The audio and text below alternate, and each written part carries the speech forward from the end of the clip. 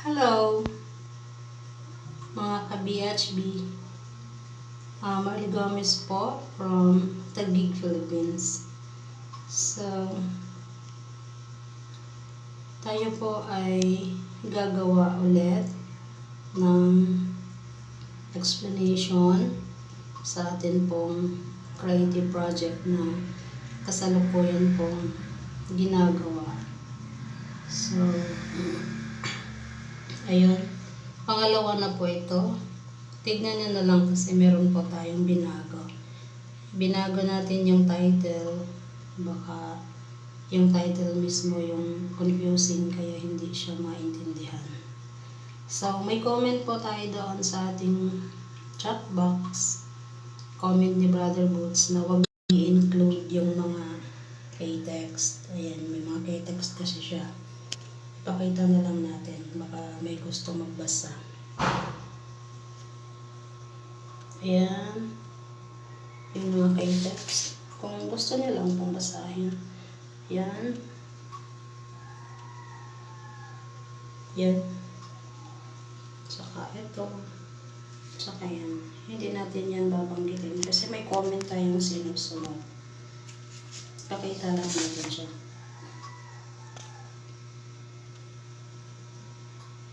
Revelation. Ayan. So, actually, mag-direct tayo sa tinatawag na sistema.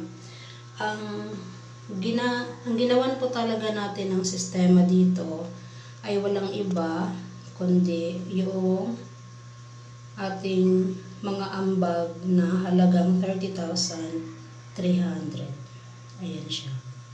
Bali, ang ginawa po natin dyan, hinati natin sa dalawa para makapag-generate po tayo ng continuous funding para may pundar po natin lahat ng mga proyekto na gusto po nating ipundar like co-op,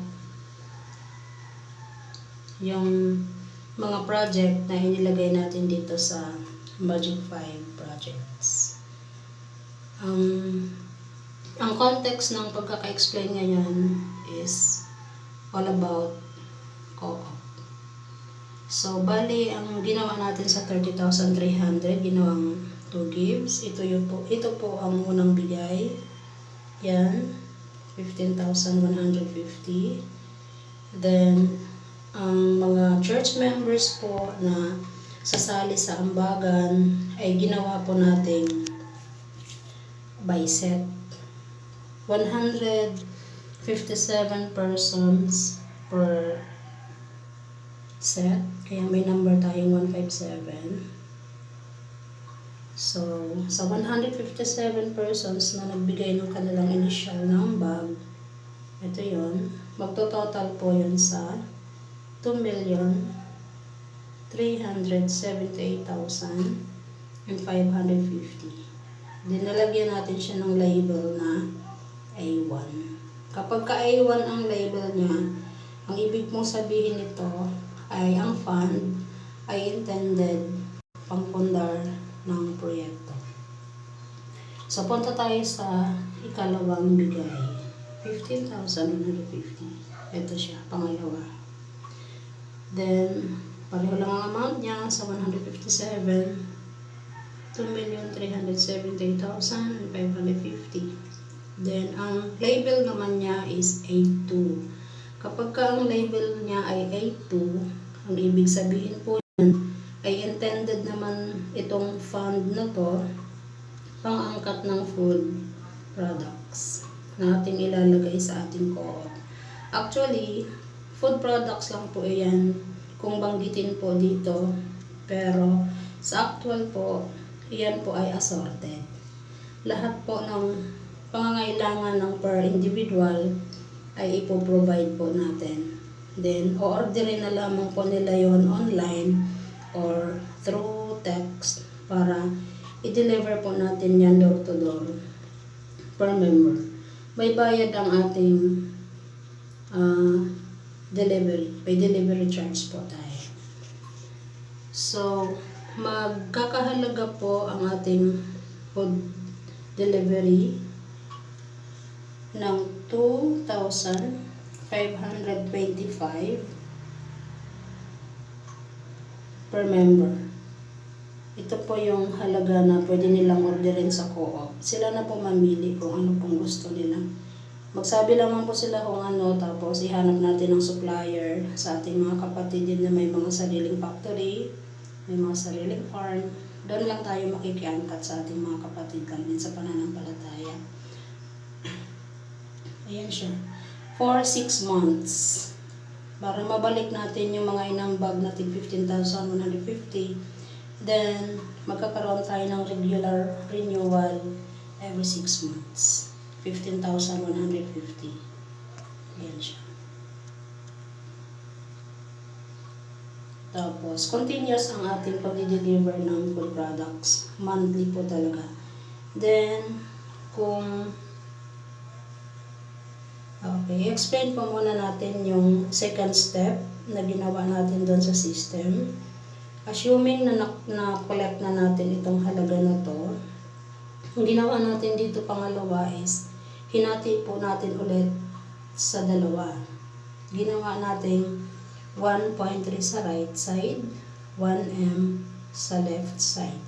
So, ibig pong sabihin nito, dalawang bank account na kailangan po nating buksan para dito sa mga funds na to.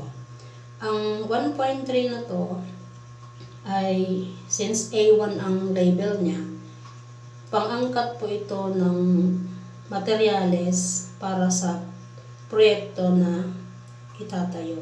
Kung halimbawa co-op, mga materyales na pang-co-op. Then, kapag meron na, may naangkat na, ang gagawin natin dito, lalagyan natin to ng dalawang staff or volunteers.